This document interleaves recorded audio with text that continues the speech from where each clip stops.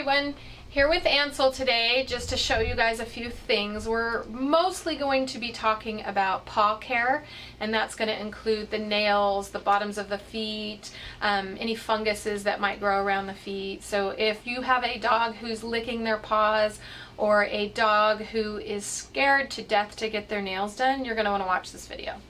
So, but I also want to talk about very briefly about how important it is to not overbathe your dogs. So as a groomer, it's probably crazy to hear me say that because of course I make a living off of grooming your dogs and bathing your dogs. However, I purposely let Ansel come in so you could see how dirty my own dog is. So Ansel's not bathed every week because I understand, and I want you to understand, that our skins all have bacterias and things that grow on them that are actually healthy for them. So you can actually overbathe an animal and then cause the itching that you're trying to prevent. So we want to be really careful with that. And I'm giving you permission to let your dogs get a little dirty. It's okay. They're supposed to be dirty. A little bit. That being said, you want to make sure that if you have dogs who mat up, just because they get a little dirty, they shouldn't be getting matted because that can lead to some skin problems. Also, if you have a pet who has skin problems, you want to make sure that you are giving them the proper care that they need for those conditions. But in general, a dog doesn't need to be bathed all the time. I always say go as long as you can go. I know people always go, well, how long should I go? Go as long as you can go, which could be 8 weeks, could be 10 weeks, could be 14 weeks, could be 1 week. I know that our dogs sleep in our beds with us, and so if you can handle it, let it go as long as you can. But also keep in mind that that doesn't mean that we should be ignoring anything like ear problems, dental problems, paw problems, bacteria that might be growing on the skin. So even if you're not bathing your dogs, you should be paying very close attention to what's going on with their skin. They can be getting growths and all sorts of stuff. So I wanted you to know that I consider bathing your pet the most important part of grooming. It's where I get to really spend some time with your dogs and find out what's going on with them. And I want you to practice doing this as well. So if you're bathing your dogs at home, or if you have a groomer that's bathing your dogs, then you want to make sure that that's where they're looking for everything. And so I always spend bath time as a time to pay attention. So it's where I'm going to look at your dog's ears. You've probably seen my videos before on ear cleaning. I don't clean ears unless they need to be cleaned. It's so important not to keep putting solution in your dog's ears if they're healthy. If you have a pet with a healthy ear, Ansel does. I haven't cleaned Ansel's ears in, I don't know if I've ever cleaned Ansel's ears. I'm like, I don't think I've ever cleaned Ansel's ears. I don't remember cleaning his ears. But when he gets into the bath and I'm going to be bathing him, I will look inside his ears. I'm going to be looking for anything that looks unusual. Sometimes it's hard for people who don't know what a healthy ear looks like. So one way you can do it is you can look at both ears and make sure they look identical. If one seems a little bit redder than the other, then that's a good indication that you have something going on with that ear. Now, if they both look red, I don't want you to say, oh, well, they're supposed to look like that.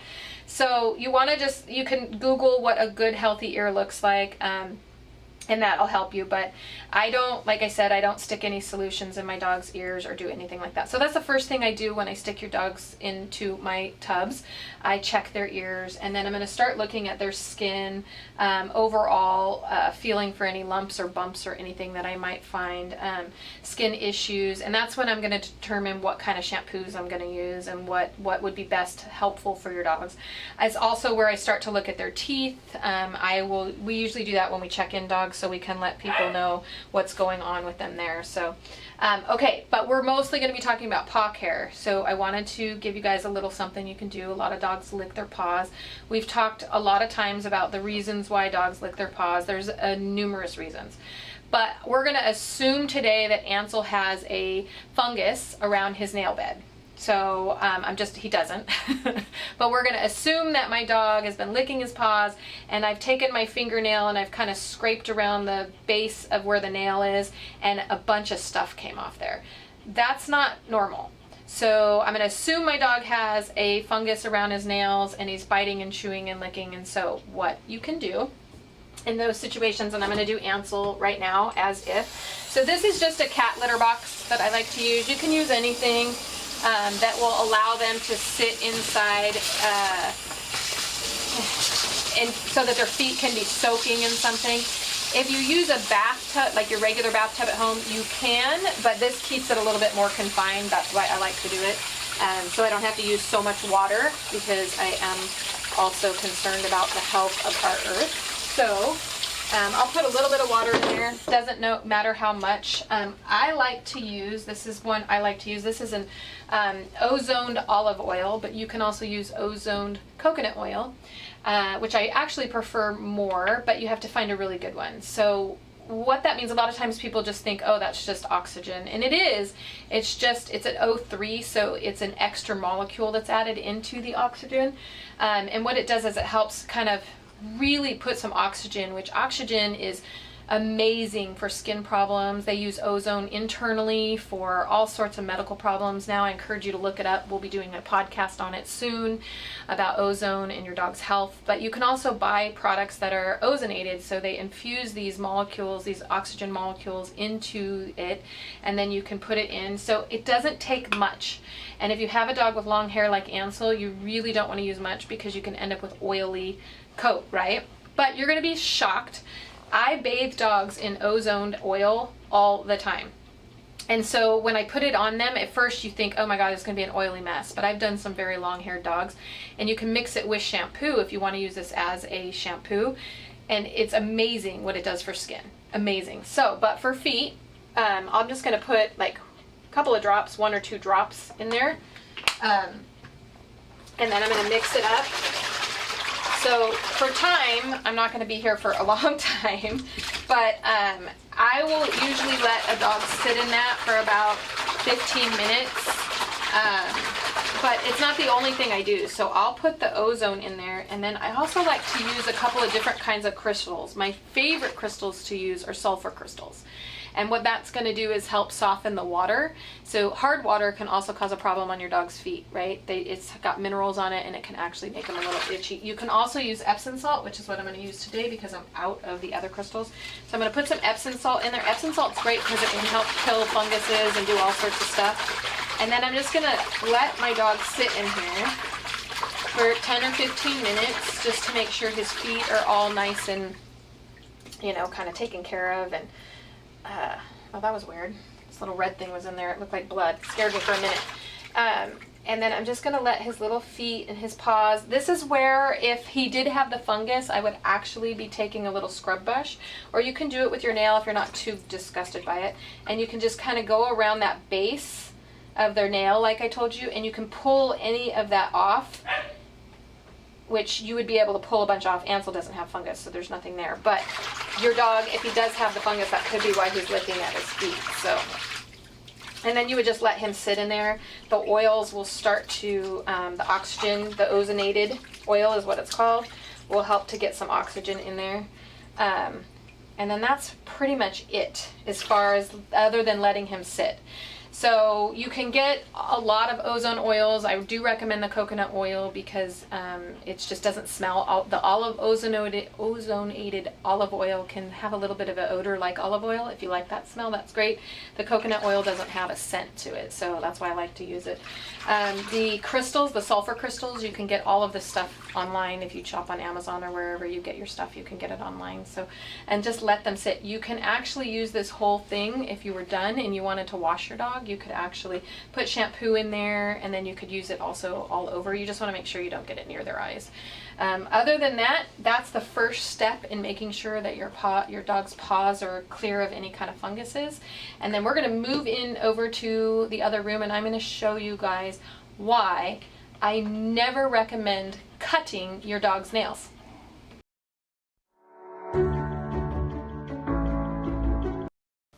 Okay, so I barely dried his paws, but now I want to talk about, so this is like a basic pedicure for dogs. I don't think I can go as cheesy as calling it a Pawdecure, but you can if you want.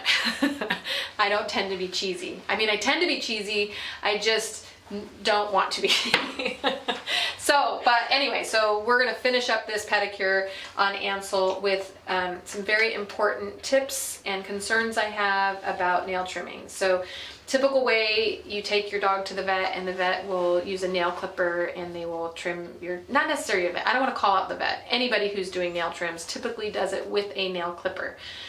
I very rarely will use a nail clipper because it can create a situation where an animal is scared to death to have their nails cut. I just had a dog today in the shop named Cooper. He was super cute. He took 3 people to do his nails and he was petrified. And it was so heartbreaking that I thought, God, if he would have just started coming here when he was a puppy, I wouldn't have this situation with this poor animal. So, and it stems from the very first time they get their nails cut. And it can only take one, it doesn't have to take more, a lot of times, it could just be one time of cutting the nail to the point where it bleeds. And even if it doesn't bleed, and that's important to know because sometimes people think so long as I don't make them bleed, it's going to be fine. But you can right now just take your finger and put that pressure on your nail and you're going to see what it does. It turns white and the blood goes back.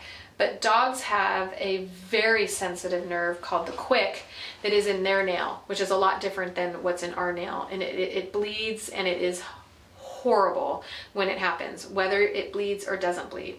So I highly recommend and always do here, we use Dremels, files, and when you're filing a nail back, while this is loud and it vibrates, it actually won't cause pain. But there are some things you need to be careful with. I just go get a regular Dremel. I know you've probably seen online, there's these Dremels that you can buy for animals where you stick your dog's toenail through a hole and then underneath it, like if I got the dog's nail through this hole, then there's a Dremel and you turn it on and it looks so great and the dog that gets it done just sits there so quietly and he's so awesome. No, it's not going to happen. You're not getting your dog's fingernail through that hole to sit there and Dremel it. Just don't waste your money. Just go get a Dremel from anywhere. They're much cheaper anyway. And then you're going to use this to file, but you want to get your dog used to it. So if you can't do it, then you're going to want to make sure that somebody else does it, because if you're nervous, then your dog's going to be nervous and then it's just going to be chaos from there. I always tell people, if you went to the hairdresser and she came at you shaking with a pair of scissors, are you going to sit there and be like, yeah, sure, don't cut an ear off? No. If you're nervous, your dog is going to be nervous, and especially the beginning times, you want to make sure that they are not feeling that tension. So have a professional do it at first if you're nervous. And then you may need 2 people. So one of the ways I tell people is if you are going to use 2 people, this is how you hold a dog for nail trimming. If you're right-handed, you're going to take your left hand up around your dog's neck, okay? But I am not putting any pressure on his neck. You're not being a very good, I have to show them. So I can guide him, but my pressure is on his skull, not his neck. So I'm not choking him, I'm just putting the pressure so I can move his neck this way. Your right hand goes up around, and then you pick your dog up like this so that you can support his back. The other person can come and take the foot out straight. So the other person should be standing right here, not to the side. So I always tell people, when you're dealing with your animals, think about range of motion, right? Where that animal's leg can and cannot go. So if I hold my dog like this, and somebody comes from the side and pulls his arm out to the side, that's not normal range of motion. His normal range of motion is this. So the nails should be clipped from this angle, paw straight out, and the person in front of you like this, okay? That's how you hold a dog. It's important that your arm comes up around so you can support the back, especially if you have a dog that's scared. If you have a dog that's scared, they're going to twist and turn and yank and try to bite and do all sorts of stuff, and you don't want to hurt him. So those are important techniques in holding a dog for nail trimming. But if you have a dog who has started out as a puppy and has had it done right, you won't have to have 2 people holding your dog. You should be able to do it by yourself. Now Ansel, we found him when he was about 1 year old. I think that somebody probably hurt him having his nails done, because in the beginning he was petrified and wouldn't let me do it. But I've worked with him over the years and I've got him to a pretty good state. He still gets a little nervous, but not too bad. The other thing you want to know about this particular Dremel, we're going to talk about this little tool of mine that I love soon. But be very careful with this one. If you have a dog with long hair like Ansel, the hair can get wrapped up in it, and so you want to make sure, yeah, and then it just stops out of nowhere. It just, it doesn't hurt your dog, but it will scare you and your dog.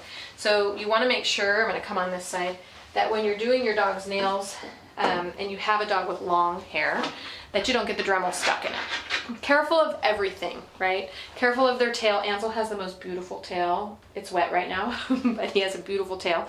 But if I'm not paying attention and his tail comes around towards his feet, like if I'm doing his back feet, he could end up getting it stuck in. The ears, the face hair, all of those things are important. So what you want to do is pull that hair back, and then the Quik grows pretty far. If you have a white nail, you're lucky because you can see the little red line, which is the blood line, which is the Quik. But if you have a black nail, it's a lot more difficult. And that's why the Dremel is so great for, especially for black nails, because you don't have to just cut a big chunk off. You can do it in little tiny increments, little by little. So you start from underneath and roll up. Underneath and roll up and over, okay? And then take your finger, you want to take your finger underneath and check for any sharp edges, because when you put your dog down and he jumps on you for that treat you're going to give him right after you do his nails, he's going to scratch you. So you want to take your finger, go like that, and it should be nice and smooth. But that's the other tool I'm going to show you in a minute, okay? So you start underneath, up and around, not all the way onto the top of the nail, but up and around so you can kind of get that smooth. You don't want a straight edge. That's how come they get sharp. It's okay. It's okay. Yeah. Okay. So this is where this little doodad comes in. This thing is awesome. Okay. It is not made for dogs, so you're not going to be able to find it on any kind of a grooming, dog grooming, anything like that. It's actually called I don't even know. I've been using this and I don't even know what they're called. It's called a Bellasonic, because I'm not into this. I'm not advertising for anybody, so it doesn't matter if I know the name. It looks like this. What's so great about this thing, and also not great about this thing, is it cannot do the work that Dremel did. So it cannot grind down a big, thick dog nail because it's designed for human nails. But what is so awesome about it is hair can't get stuck in it, right? It doesn't twist all the way around. You can put this all over you and it doesn't hurt. But it actually will file nails. So what I use it for is for buffing, to get underneath areas that I can't get because I'm worried, like you have that, like pug nails. If you have a pug and you're listening to this is your best friend right here. Because pugs, the way that their anatomy is, the nail comes right up against their pad like that. And you can't put a Dremel right there because if this was the pad, it'll actually hurt the pad. So this is perfect because you could come up right underneath it and it would hit the pad and the nail and not hurt the pad. So this is your best friend if you have a dog that has a certain kind of anatomy to them. But then all you have to do is take this, and like I said, it's not strong enough to take off any kind of big, thick nails, but it works wonders for smoothing out any kind of edges and getting right up in there, dew claws, areas where there's hair, all that kind of stuff. You know you love the attention. Don't act like I'm abusing you. You love it, huh? Okay, so after you've done all that, to top off your little pedicure, because that's what we call it, I like to go back to using my ozone oils and putting them, a couple of things. If you have a dog who has a lot of pad hair, you can also use a clipper and you can clip out that, but I don't necessarily recommend doing that at home unless you really learn how to do it, because you can cut a dog pretty easily that way. But the ozone oils I love. So after I'm done doing a dog, I always like to end with something good, which is why we give a treat after. But also, the oils feel good. Dogs' pads can get so dry and cracked, just like our hands can. So I usually take a drop or two of the ozone oil, and I'll just put a little drop on each little pad, and I'll rub it in their feet. Now, if you have that dog that has the fungus, and you don't have a lot of hair, like a hairy dog, you can actually take the oil You can do it with a hairy dog, but just know that you're going to have oily feet. But you could take a little of the oil. For you ladies out there, if you go and get your nails done, they use that cuticle oil and you just love it. It makes your nails all nice and shiny. Same thing on our dogs. You just kind of rub it on their nails right there, up around their nail bed, and that'll help you keep the nails nice and healthy. But if your dog's nails are shredding real easily when you're filing, you really need to be concerned about your dog having a health issue. Just like our nails, if they're thin and brittle and falling apart and getting little spots on them, there's health issues. Usually it's a deficiency in their nutrition. So always look to that as the answers to some of the problems that we face our dogs.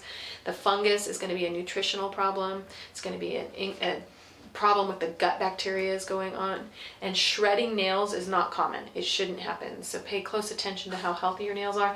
That's another reason why the oils will actually help too. It'll help strengthen the nails. So we want to use that kind of stuff. Then you want to make sure anytime you do a dog's nails, because it can be scary for them, that you give them a treat and give them some love. Right, Ansel? So that they end up liking it. Are you a good boy? Can I have a hug? Can I have a hug? Can I have a hug? Please? No? Can I have a hug? Okay. Can I have a hug? I had to teach him to do that on command because he gives the best hugs.